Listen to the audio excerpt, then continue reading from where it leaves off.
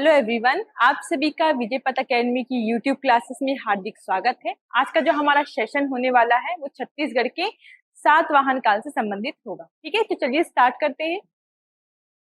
हमारा सबसे पहले हम ये जानेंगे कि सातवाहन वंश जो सातवाहन काल है उसके बारे में हमको जानकारी किससे मिलती है। सबसे पहली जो जानकारी हमको मिलती है वो यात्रा वर्णन से। किससे मिलती है? यात्रा विवरण से। ठीक है, तो यहाँ पे सर्वप्रथम कौन आया था? यहाँ पे आए थे टॉलमी। कौन आए थे? टॉलमी, जो कि मिस्र के विद्वान थे। कौन थे? मिस्र के विद्वान। ठीक है, तो यात्रा विवरण में लिखेंगे आप यहाँ पे कौन आया था? टॉलमी आया था। कौन आया था? टॉलमी। और टॉलमी कहाँ से आए थे? ये मिस्र से थे। मिस्र के क्या थे? विद्वान थे। मिस्र के विद्वान थे। ठीक है ना, ये क्या थे? मिस्र के विद्वान थे। इन्होंने क्या बताया? इन्होंने सातवाहन वंश के समय पे इन्होंने यहाँ की यात्रा करी। सातवाहन काल में क्या की? यहाँ की सातवाहन काल में यहाँ की यात्रा की। सातवाहन काल में उन्होंने क्या किए? छत्तीसगढ़ की यात्रा की। उन्होंने ही क्या बताया है? यहाँ कैसे सातवाहन वंश के राजा थे, क्या उनका धर्म था, सभी प्रकार के वर्णन किसने किया है? आपका टॉलमी ने किया है। ठीक है, अगर हम बात करें सातवाहन वंश की, तो सातवाहन वंश की अगर राजधानी की बात करें तो प्रतिष्ठान थी। क्या थी? प्रतिष्ठान, महाराष्ट्र। लेकिन अगर क्षेत्रीय राजधानी की बात करें तो क्षेत्रीय राजधानी आपकी क्या थी? मल्हार। मल्हार क्या है? क्षेत्रीय राजधानी। ठीक है, नोट डाउन करेंगे इसको। क्षेत्रीय राजधानी क्या है इसकी? मल्हार। इसमें तीन प्रमुख राजा हुए। ठीक है, तीन प्रमुख राजा होंगे, अपीलक, वरदत्तश्री और आपका वेदश्री। वरदत्तश्री और वेदश्री। ठीक है, तीन राजाओं के नाम याद रखेंगे छत्तीसगढ़ में। ठीक है, छत्तीसगढ़ में तीन थे, एक आपका अपीलक, दूसरा वरदत्तश्री और आपका वेदश्री। अगर हम इसी को इंडिया के उसमें देखें कि भारत के इतिहास में कौन कौन सातवाहन काल के थे, तो आपको याद रखना पड़ेगा शातकर्णी प्रथम, हाल, गौतमीपुत्र शातकर्णी, वशिष्ठपुत्र पुलमावी। ठीक है, ये सब क्या थे? यज्ञश्री शातकर्णी। ये आपको मिलेंगे देखने के लिए भारत के इतिहास में। ठीक है, लेकिन अगर छत्तीसगढ़ के इतिहास में देखें और सातवाहन काल के बारे में देखें तो कौन है? अपीलक, वरदत्तश्री और वेदश्री। इनके बारे में हमको जानकारी मिलती है। ठीक है, नेक्स्ट देखेंगे हम लोग। नेक्स्ट अगर हम शिलालेख की बात करें तो शिला पे लिखा हुआ जो लेख होगा वो शिलालेख होता है। तो कहाँ से प्राप्त हुआ है? सबसे पहले याद रखिए कहाँ से? गुंजी। कौन सा स्थल है? गुंजी दमाऊ दरहा। ये इस स्थान से आपको प्राप्त हुआ है। ये क्या प्राप्त हुआ है? शिलालेख का। क्या प्राप्त हुआ है? शिलालेख प्राप्त हुआ है गुंजी दमाऊ दरहा। क्लियर है? गुंजी दमाऊ दरहा से क्या प्राप्त हुआ है? शिलालेख प्राप्त हुआ है आपका। ठीक, और ये जो शिलालेख इसका नाम क्या है? दमाऊ दरहा नाला चट्टान लेख। क्या है? नाला चट्टान लेख। ये क्या है? इसका नाम। ठीक है, और इस जो लेख है इसकी भाषा आपकी प्राकृत है। क्या भाषा है? प्राकृत भाषा का प्रयोग किया। प्राकृत भाषा में लिखा गया है आपका ये। ठीक है, इसमें क्या उल्लेख मिलता है? इसमें उल्लेख मिलता है कि वरदत्तश्री द्वारा क्या किया गया? 2 बार 1000 गायों का दान दिया गया। क्या किया गया? 2 बार 1000 गायों का दान दिया गया। क्यों दिया गया? अपनी आयु में वृद्धि करने के लिए। ठीक है, अपनी आयु में वृद्धि करने के लिए क्या किया उन्होंने? 2 बार आपका 1000 गायें, कितनी? 1000 दान में दी। क्या दे दी? दान में दे दी। किसने? आपका वरदत्तश्री ने। किसने? वरदत्तश्री ने। इसी चीज का उल्लेख आपको इस अभिलेख, जिसको कह रहे हैं ना हम दमाऊ दरहा नाला चट्टान लेख, इसमें आपका उल्लेख किया गया है कि आपको क्या बोलते हैं, वेदश्री वरदत्तश्री द्वारा 2 बार 1000 गायों का दान दिया गया। और क्यों दिया गया? आयु में वृद्धि कर। ठीक है, तो हमारे एक यात्रा विवरण कंप्लीट हुआ, एक आपका शिलालेख कंप्लीट हुआ। ठीक है, चलिए आगे देखते हैं हम। आगे देखना है हमको प्रतिमा। ठीक है, आगे हम देखने वाले हैं प्रतिमा। क्या प्रतिमा ऐसी प्राप्त हुई है जो आपको सातवाहन काल संबंधित। ठीक है, तो सातवाहन कालीन प्रतिमा की बात करें तो हमको प्राप्त हुई सातवाहन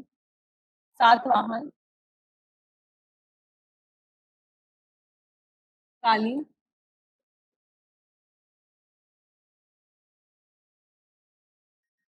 प्रतिमा हमको मल्हार क्षेत्र से ही प्राप्त हुई। ठीक है, मल्हार क्षेत्र से प्राप्त हुई है। ठीक है, मल्हार क्षेत्र से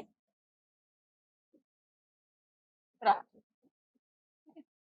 और वो किसकी प्रतिमा है? वो विष्णु की चतुर्भुज प्रतिमा। किसकी प्रतिमा है? विष्णु की चतुर्भुज प्रतिमा। ठीक, क्या प्रतिमा है? विष्णु की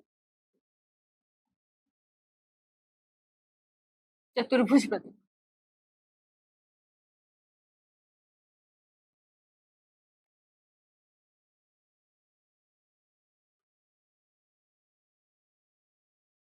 ठीक है,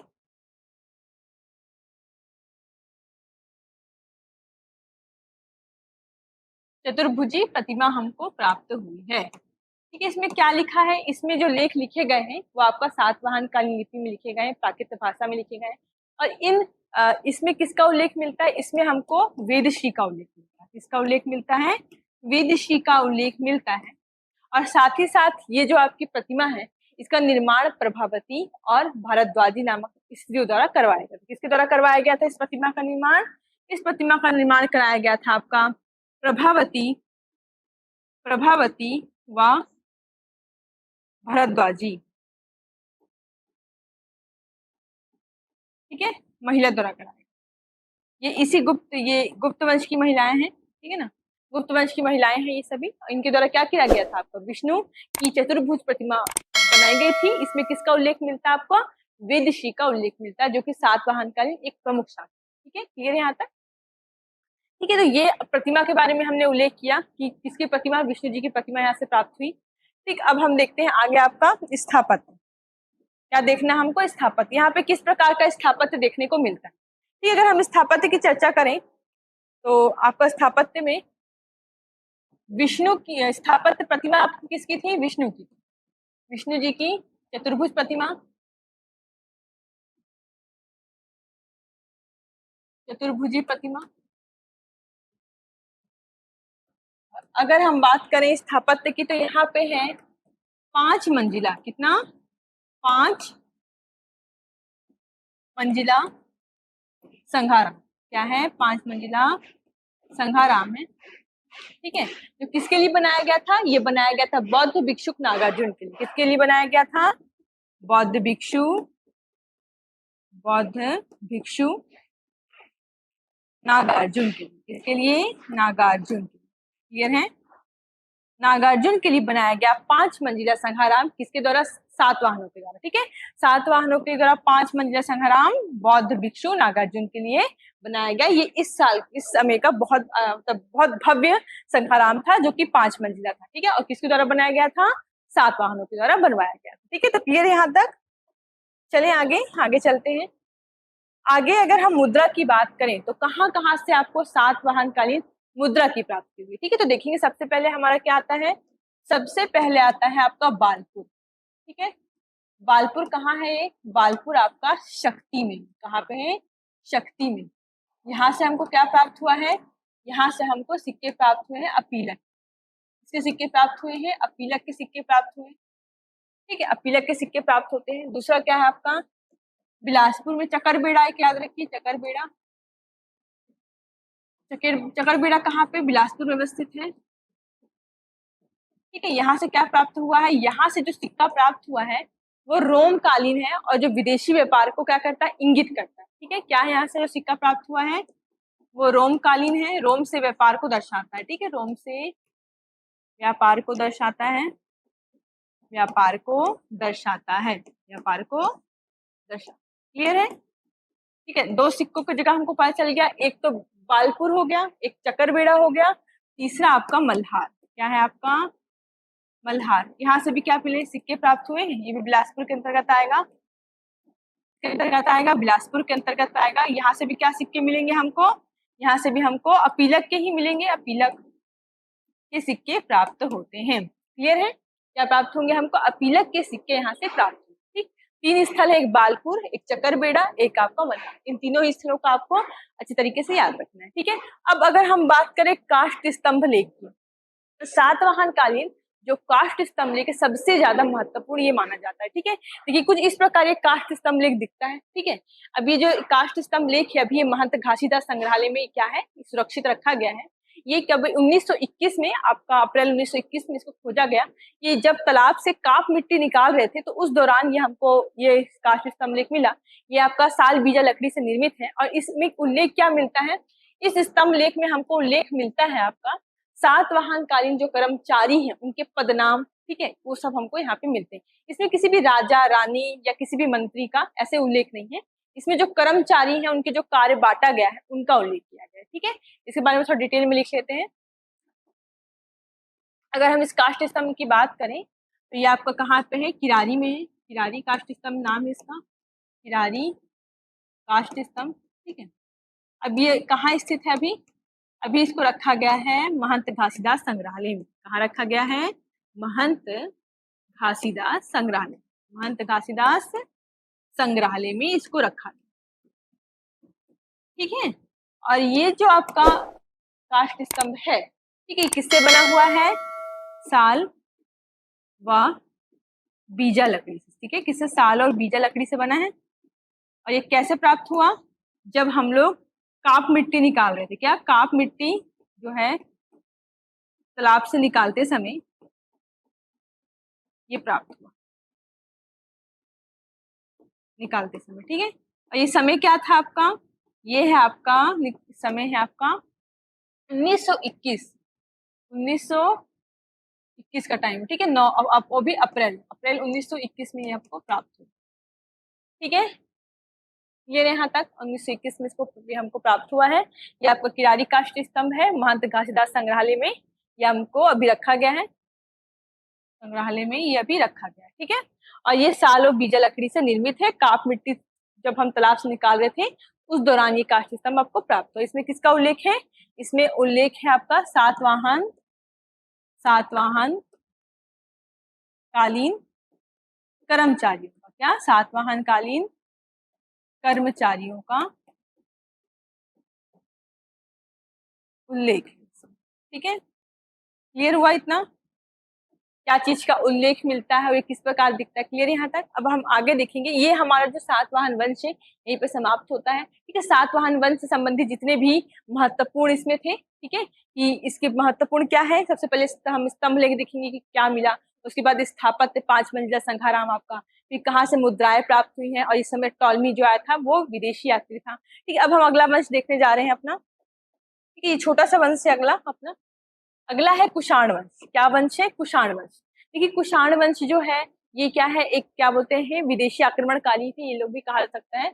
ये मौर्योत्तर काल के अंतर्गत आता है, क्या काल है, मौर्योत्तर काल के अंतर्गत ये आता है कुषाण वंश। इसमें आपका विमकट विशेष जो है, यहाँ कुछ साक्ष्य विमकट विशेष और कनिष्क के प्राप्त होते हैं, ठीक है। विमकट विशेष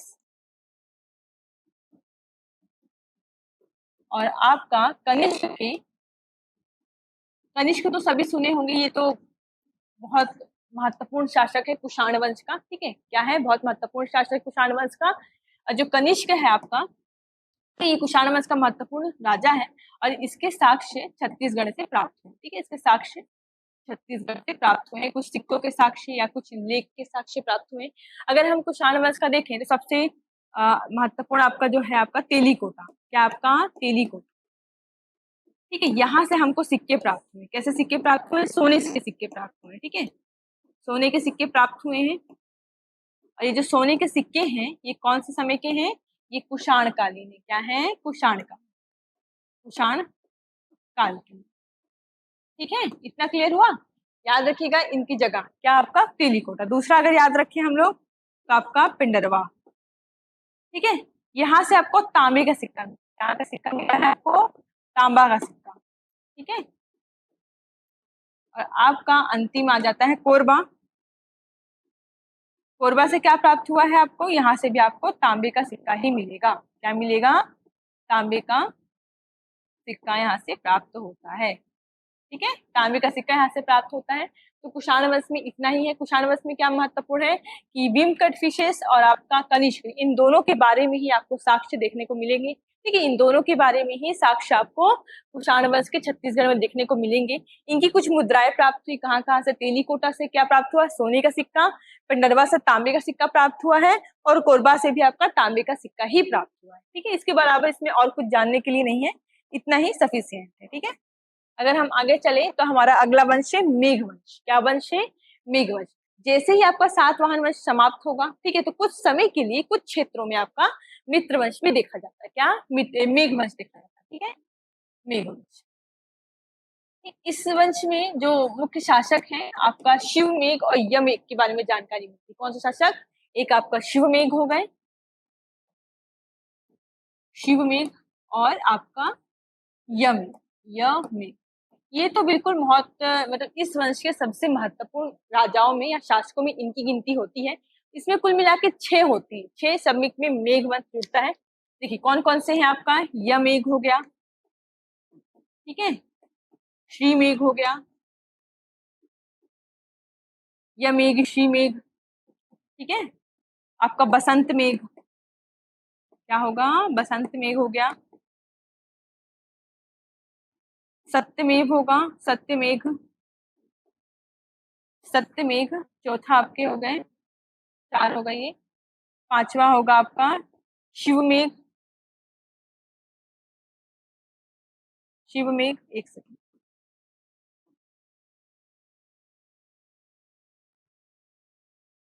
शिव मेघ, ठीक है, और अंत में आ जाएंगे आपके विमेघ, क्या आएंगे छठवें, विमेघ, ठीक है। ये कुल 6 राजा आपके मेघवंश में देखने को मिलते हैं। कौन कौन से? एक आपका हो गया यमेघ, श्रीमेघ, बसंत मेघ, सत्यमेघ और शिवमेघ और विमेघ।